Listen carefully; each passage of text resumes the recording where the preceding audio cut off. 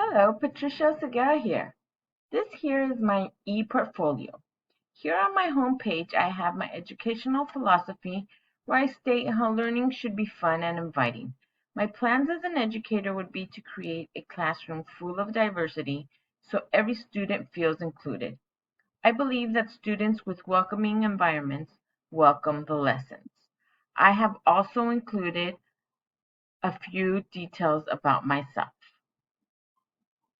Moving on to Education 325, Children's Literature. Here you will find the course syllabus. This course has brought lots of joy to me because it involves lots of reading, which is one of my top hobbies. I will begin with the first category, the Reader Response Blog. This is a response journal on our blog page, which you can find here on my web at Blogspot. The reader response blog, I believe, was a creative one because it helped us look deeper into the meaning of books. This assignment is definitely one I will be using for my classroom. It helps the students pay close attention to the books, not just reading the words. Next, we have the literacy circles. We were assigned books with our literacy groups, in which we met on Zoom and discussed the books. Here you will find a list of books that we were assigned to read. Now, these books were the ones that we reported on our reader response blog. I was in group B.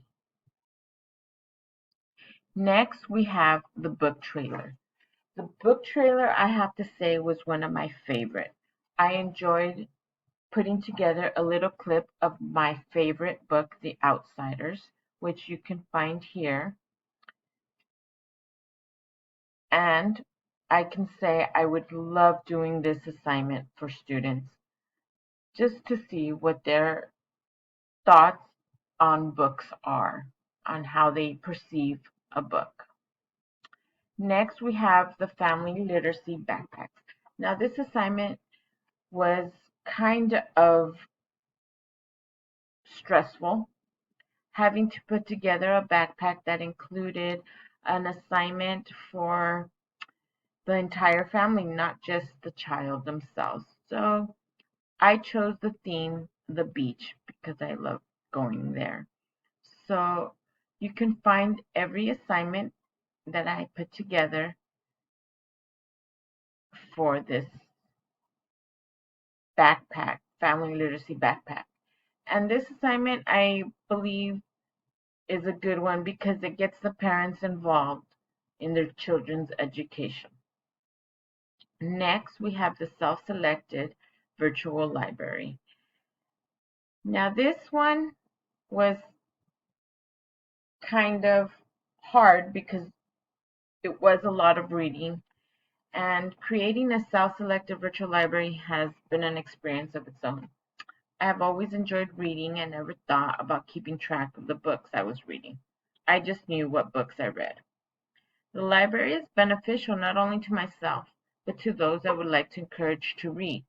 Sharing my library and helping students create their own would be beneficial for their development of their reading skills. I have a screencast of my virtual library here.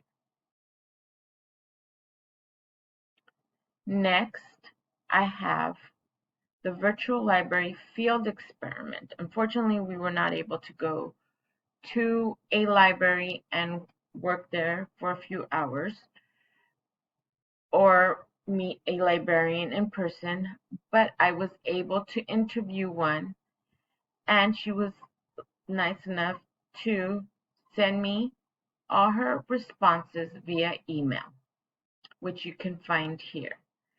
And you will also find the video that I watched and the article that I read. This was a good assignment,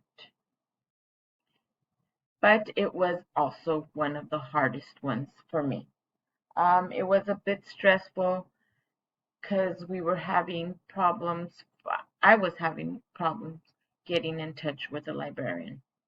We were lucky enough to be able to do this as a group assignment, which I had a wonderful group to work with.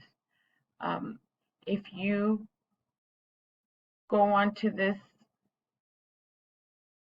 site here, you will find our Google presentation of our assignment.